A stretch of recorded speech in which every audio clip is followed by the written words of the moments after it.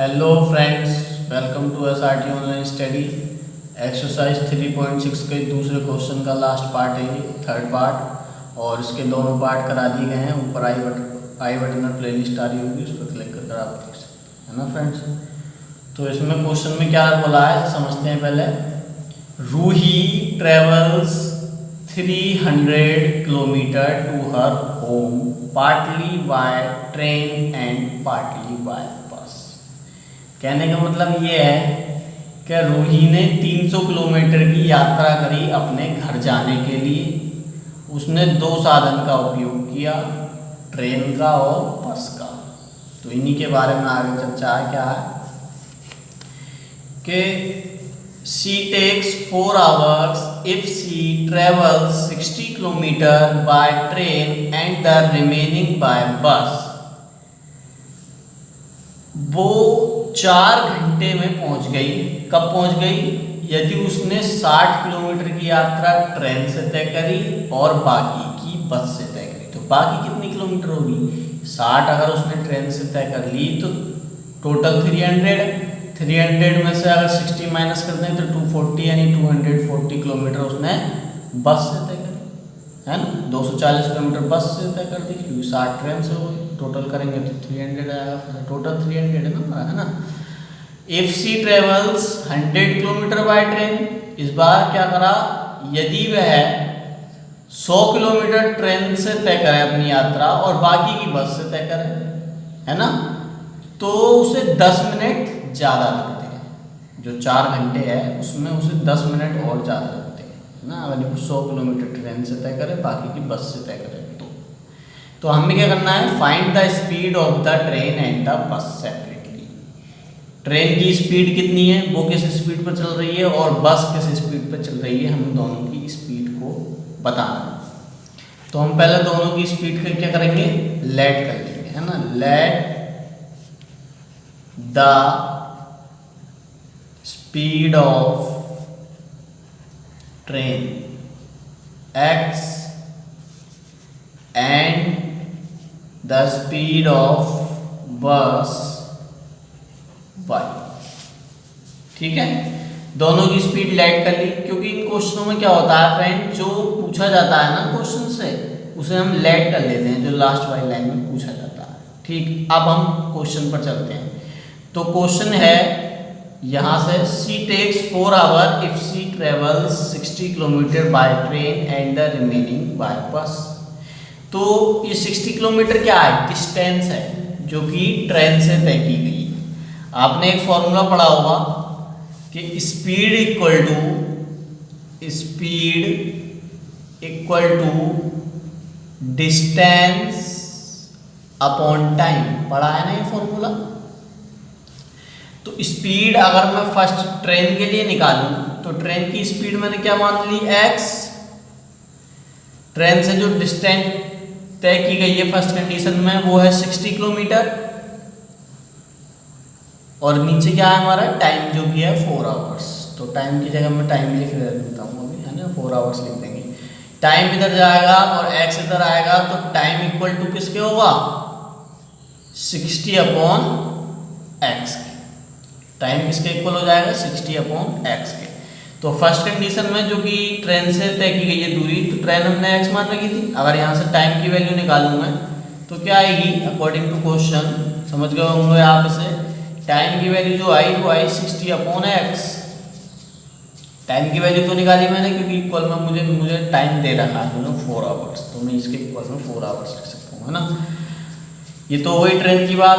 आप बस की तो इसमें मुझे दूरी दी नहीं है फर्स्ट कंडीशन की, तो हम अपने तरफ से लॉजिक लगाएंगे।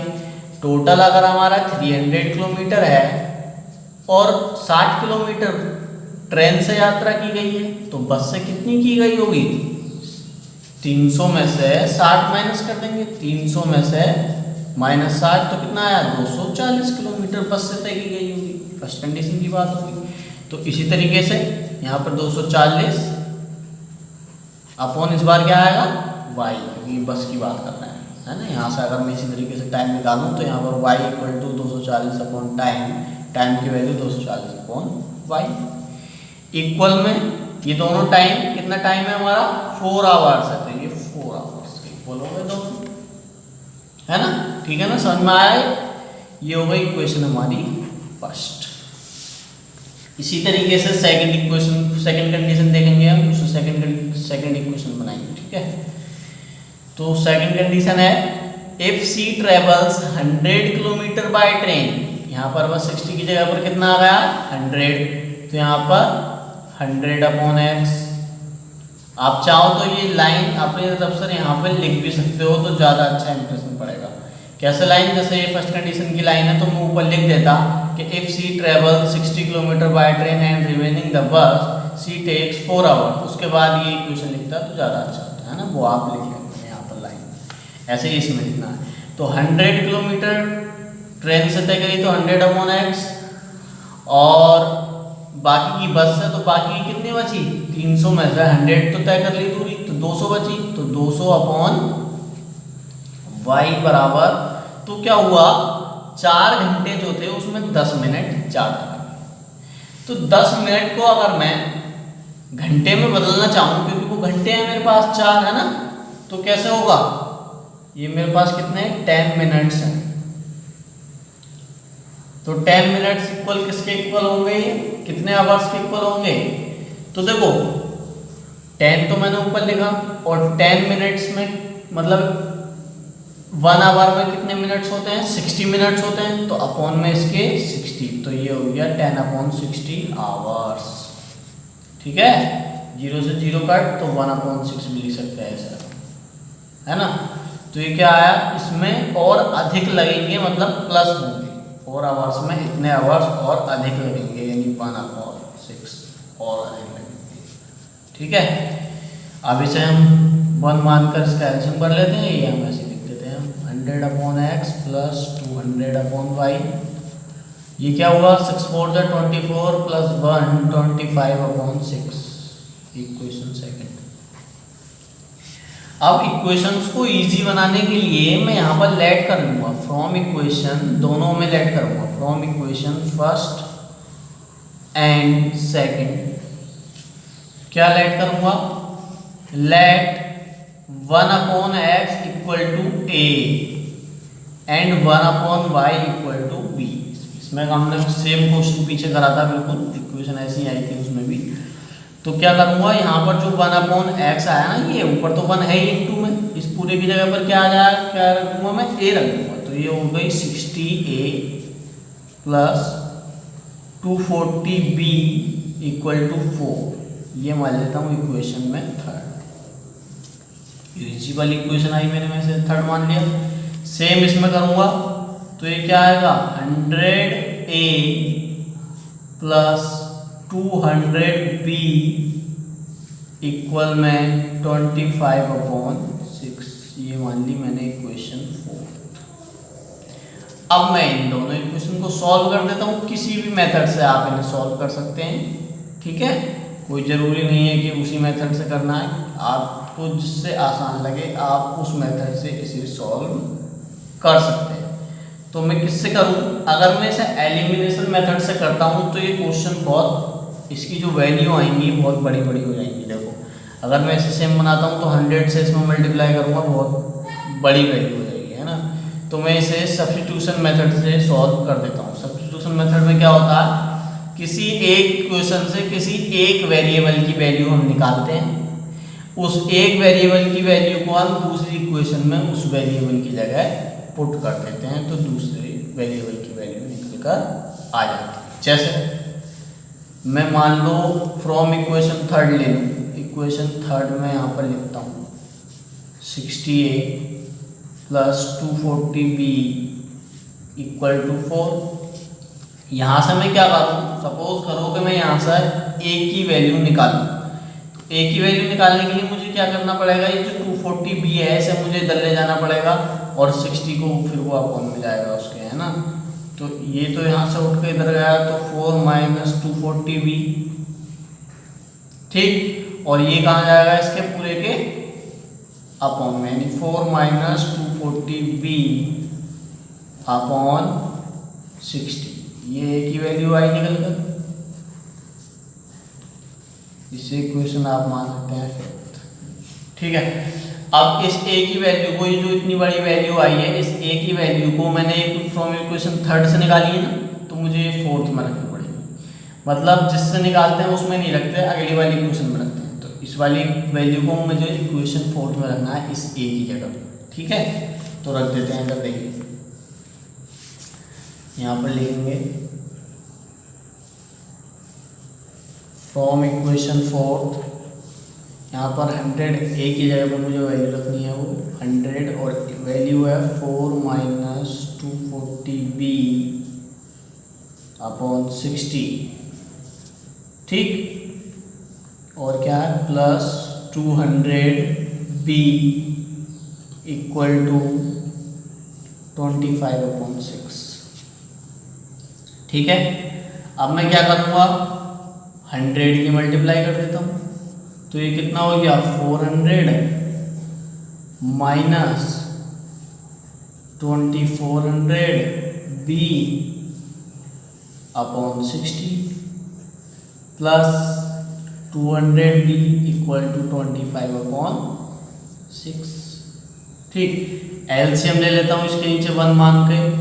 तो ये 400 माइनस 2400b प्लस इसका इससे एलसीएम लूँगा, कितना आएगा 2 6 जा 12, और ये 2 0 इसके और 1 0 इसका, तो 1200 वो 12,000 सॉरी अपॉन 6, और इसके पूरे के अपॉन में कितना आया 60, है ना। अब मैं क्या करूँगा, इस 6 से इस 60 को काटता हूँ 10 बार। काट दिया मैंने, यहाँ पर 1 बचा। अब क्रॉस मल्टीप्लिकेशन कर दूंगा तो 1 की इस पूरी वैल्यू से करूँगा, ये वैल्यू आ जाएगी, है ना। तो ये क्या हुआ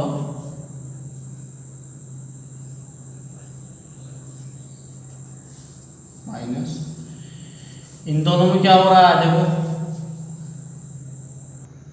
क्या होगा, यहाँ पर जो हमने मल्टीप्लाई करी तो ये 400 आया, ये 0 और 2 0, ये तो 3 0 हो गए, है ना। तो यहाँ पर कितना हो गया 24,000 हो गया। अब 24,000 में से 12,000 माइनस करूँगा, क्योंकि माइनस वाली वैल्यू बढ़ी है, माइनस प्लस माइनस होता है, तो माइनस का कितना आया 12,000b, है ना। इक्वल में 10 की मल्टीप्लाई से क्रॉस मल्टीप्लाई कर रहे हैं ना, 10 की इससे करेंगे तो क्या आएगा 250। अब मैं क्या करूँ, जो वेरिएबल है जिसके साथ उसे तो इधर ले गया मैं, और ये 250 जो है इसे इधर ले आया। ठीक है, तो 400 माइनस 250 इक्वल टू इधर जाकर प्लस हो गया 1200b। ठीक, इन्हें माइनस करूँगा कितना आएगा 150 इक्वल टू 12,000b। 12,000 इसके नीचे ले जाऊँ तो b इक्वल टू इधर ले लेता हूँ इसे। ठीक, 0 से 0 कट हो गया, कितने से गया ये 15 से 8 बार, 15 8 जा 120, और ये 0 ऐसे आई। तो b की वैल्यू क्या आई मेरे पास 1/80। ये b की वैल्यू आ गई 1/80। इस b की वैल्यू को क्या करूँगा, इक्वेशन 5th जो बनाई थी, a का मान जो निकाला था, यहाँ पर b की जगह पे 80 रख दूंगा। ठीक है, तो अगले पेज पर देख लेते हैं।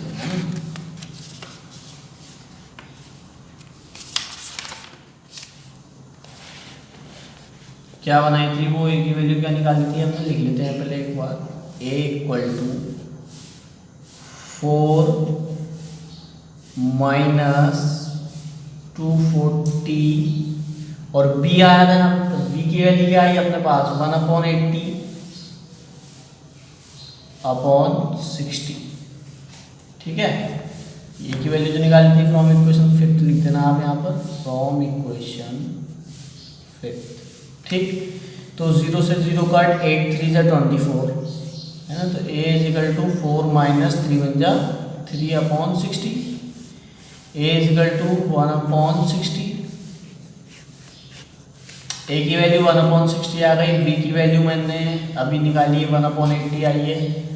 तो हमें तो वेरिएबल जो थे x और y जो लेट किए थे उनकी वैल्यू निकालनी है ना, यहाँ से x और y तो लेट की थी स्पीड, लेकिन मैंने नीचे भी लेट करा था कुछ कि 1/x is equal to a और 1/y is equal to b, तो इसे मैं रख देता हूँ वापस अपनी जगह पर, है ना। तो वापस रखूँगा, यहाँ पर क्या आएगा 1/x equal to 1/60, cross multiply करूँगा x इजिकल टू 60 किलोमीटर। ये किसकी स्पीड आ गई? ट्रेन की, जो मैंने लेट की थी ट्रेन की स्पीड, है ना। और यहाँ पर रखूँगा 1/y इजिकल टू 1/80, y की वैल्यू आ गई 80 किलोमीटर। ये किसकी स्पीड लेट की थी मैंने? बस की। Okay friends.